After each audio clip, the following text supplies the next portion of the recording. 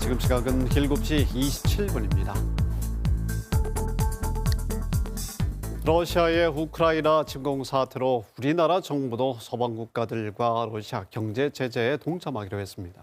이로 인해서 강원 경제에도 적잖은 파장이 예상되고 있습니다. 오늘 이슈앤토크에서 이에 대해서 자세히 알아봅니다. 김영식 강릉원주대 국제통상학과 교수 스튜디오에 나와주셨습니다. 교수님 어서 오십시오. 네, 안녕하세요. 반갑습니다. 예, 반갑습니다. 교수님은 러시아에서 유학을 하셨기 때문에 네. 러시아 정치, 경제, 사회, 문화에 대해 이해가 깊고 푸틴 대통령, 네. 메드베데프 총리와도 동문이신데 자, 예. 우크라이나 사태 이후에 체감하고 있는 경기 또 물가 어떻게 보고 계십니까? 뭐 간단히 말씀드리면 전체적으로 그러니까 네. 전 세계 경제가 지금 어려움을 겪고 있다. 뭐 우리나라만 하더라도 이제 지난달에 4%의 인플레이션율, 그러니까 네. 물가 상승률이 있었고요. 전 세계적으로라도 한 7에서 8% 정도 네. 물가 상승률이 있는 것으로 나타났습니다. 네. 그러니까 전체적으로 지금 어려운 상황이다 이렇게 보시면 될 것 같습니다. 네. 사실 러시아가 우크라이나 침공, 뭐 당연히 이제 여러 가지 문제가 있지만은 오늘은 정치 얘기는 빼고요. 네, 네. 경제 얘기만 하도록 그렇게 하겠습니다.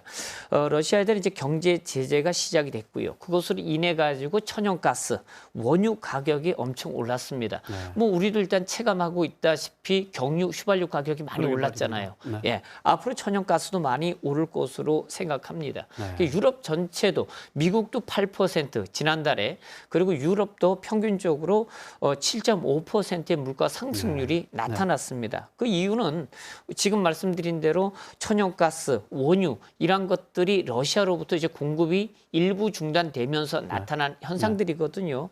뭐 이러한 것들을 좀 막기 위해서 미국이 하루에 100만 배럴 정도의 원유를 유럽에다가 공급하겠다라고 했습니다. 그래서 6개월 동안 1억 8천만 배럴을 이제 공급하기로 했지만은 그건 전체 3분의 1밖에 되지 않습니다. 그러니까 러시아가 유럽에 공급하는 원유에 그러니까 사실 그렇게 효과적이다라고 얘기할 수는 없겠죠. 일부는 이제 되겠지만 그러다 보니까 계속해서 원유 그다음에 또 천연가스 가격이 오르고 있지 않나 하는 생각이 듭니다. 사실 러시아가 유럽 천연가스의 42%, 원유 같은 경우에는 25%의 소비를 러시아 것을 갖다 하거든요. 그렇군요. 공급하고 있기 때문에 아마도 그렇지 않으면은 단기간 동안에는 사실은 이제 원유 가격이나 천연가스 가격이 좀 오르지 않을까 하는 생각이 듭니다. 네. 원자재 곡물 가격도 영향을 받고 있는데 현재 그러면 우리 강원 지역과 러시아의 수출입 교역 규모는 어느 정도로 나타나고 있습니까? 일단은 이제 한국무역협회에 따르면 지난해 전체 수출액이 27억 달러 정도 되는데 그중에 이제 대러시아 수출이 5,600만 달러 정도 됩니다. 그런데 살펴보니까 대부분이 이제 건설 중장비가 한 70여 % 정도 됩니다. 그러니까 이제 그것은 뭐 그래 큰 것은 아닌 것 같고요. 수입액 같은 경우는 6억 7천만 달러 정도 되는데 주로 천연가스 원자재 수입이 대부분을 차지하고 있습니다. 그러니까 수입 물량 가운데서 러시아산 석탄 수입이 가장 많은데요. 284만 톤입니다. 그러니까 이제 대부분이 다 석탄이다 이렇게 생각하시면 될 것 같습니다. 그렇군요.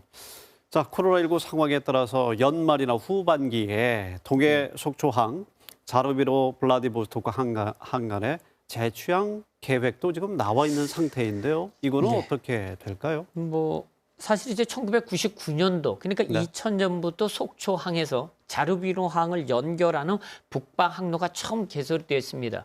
그런데 한 10여 년 정도 이제 운항을 하다가 이제 뭐 적자라든가 이런 것 때문에 운항이 중단됐었거든요.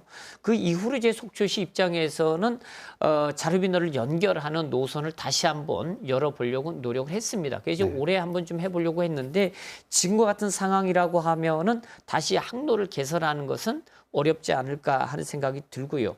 그다음에 이제 동해항에서 블라디보스토크 항을 연결하는 이제 DBS 페리라고 이제 기업이 있었죠.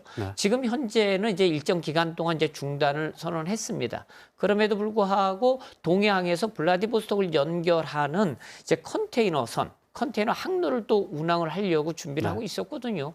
지금 같은 상황이라면 이것도 좀 어렵게 되지 않을까 하는 생각이 아이고, 듭니다. 그렇군요. 예. 지금 현재 부산항에서 이제 블라디보스토크 항을 연결하는 컨테이너선 네. 같은 경우에도 지금 이제 노선이 중단돼 있습니다. 그 이유는 여러 개 있지만은 물동량이 많이 줄어들었습니다. 네, 네. 수출입이 잘 안 되니까요. 그러다 보니까 운송 요금이 이제 2배로 오르게 되고 그러다 보니까 지금 이제 물류비가 많이 비싸지는 바람에 네. 노선 자체가 중단된 그런 상태입니다. 그렇군요. 수산물도 좀 살펴보도록 하겠습니다. 예. 수입이라든지 판매 업체, 업계 영향이 큰데요. 이 부분은 어떻습니까? 지금 이제 해양수산부 자료에 따르면은 러시아로부터 수입한 전체 수산물 물량이 48만 9천 톤 정도 됩니다. 네. 이 가운데 이제 뭐 대구, 냉동 명태, 건조 명태, 대게, 킹크랩, 게 뭐 이런 것들을 이제 러시아로부터 수입하고 있는데요. 그 가운데 대게, 킹크랩, 그다음 게 같은 경우에는 대부분 동해항을 통해서 들여온다고 보면 될 것 같습니다. 네. 명태나 대구, 오징어 같은 경우에도 이제 들여오긴 하는데 그런 대부분은 부산 항을 통해 가지고 이제 다시 이 동쪽으로 올라오는 북쪽으로 올라오는 네, 이런 네. 경우고요. 지금 이제 문제가 되는 것은 뭐냐면 일단은 대게, 킹크랩, 게 같은 경우에 그동안에 이제 우리가 많이 수입해 왔었는데 과연 이것이 이제 지속적으로 우리가 공급받을 수 있겠는가 네. 하는 것이 하나 있고요. 그리고 또 하나는 이제 우리나라 국민들이 가장 좋아하는 생선이 명태, 네. 오징어 아니겠습니까? 네, 네. 지금 이제 오징어도 잘 안 잡히고 있는 상황에서 그동안에 러시아에서 쿼터를 얻어가지고 네. 명태나 오징어를 잡아오거나 그러게 이제 말입니다. 수입해 왔었는데 이게 이제 쿼터를 과연 우리나라에 배정을 해주겠느냐 네. 하는 것도 좀 이제 고민거리가 아닐 수 없습니다. 네. 어쨌든 그렇게 들여온다 하더라도 가격은 많이 오를 가능성이 아하. 있고요. 그러니까 전반적으로 식탁 물가에 영향을 미칠 수도 있고 네. 특히 이제 동해안에는 횟집이 많이 있지 않습니까? 횟집들 같은 경우에도 지금 이제 들어오는 가격 자체가 오르면은 네. 회 가격도 많이 오른다고 봐야겠죠. 참 우려가 됩니다. 자, 그 이외에 또 영향을 받게 될 뭐 품목 예. 업체도 좀 살펴봐 주시죠. 뭐 그것 이외에도 지금 이제 천연가스 같은 경우에도 러시아산 LNG를 이제 블라디보스토크 항에서 이제 삼척 호산항으로 지금 가져들어오고 있거든요. 이거 같은 경우에도 지금 같은 상황이라 그러면은 수입이 불가능해지는 것이 아니냐 하는 생각도 들고요.